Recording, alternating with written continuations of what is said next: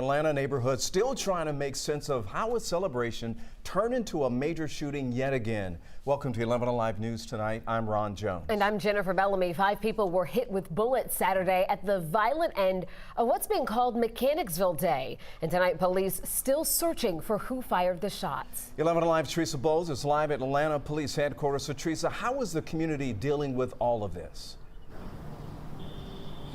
Well, the neighborhood tells me Mechanicsville Day is supposed to be a reunion, a time where Mechanicsville residents, past and present, can get together to celebrate.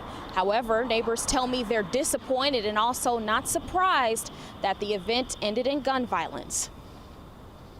Mechanicsville Day, a tradition likely for decades. It used to be an event where there was a parade in the morning with high school kids, and the whole event ended about 7 o'clock. These days, Mechanicsville Civic Association President Dr. David Holder describes it as more like a block party that creeps later into the night than it should. There's always some kind of string to the Mechanicsville Day, and people coming out wanting to do drive-by and shootings.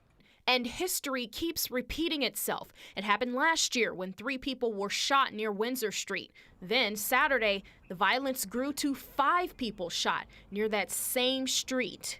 It's always youth from the outside that are coming over and disrupting the community. Ulcie Fulford's 15-year-old son was there. As a nearly 20-year resident, when he showed up, he held his breath. You see sneakers, laying beside a car. You call for your child and they don't answer the phone. A lot of things go over you.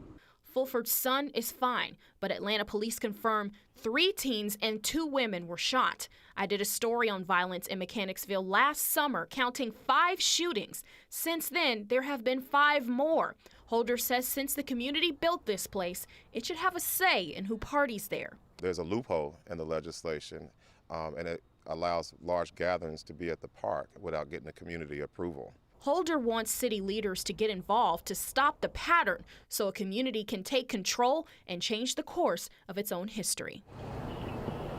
I spoke to a person claiming to be a family member of the woman shot last night, and they're asking for privacy as emotions are really high.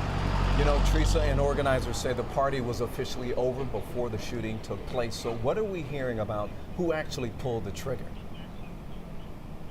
So Ricky Dip Usher, who's an organizer, he posted a statement on Instagram saying that the event was over for an hour when unknown individuals showed up, drove by, and opened fire. So community organizers are now working together to make sure that those victims have the support they need. And live in Atlanta, Teresa Bowles, 11 Alive News. All right, Teresa, and hopefully someone will come forward. By the way, the community is now planning a meeting on Tuesday to talk about the violence we just heard about concerning an earlier curfew for gatherings.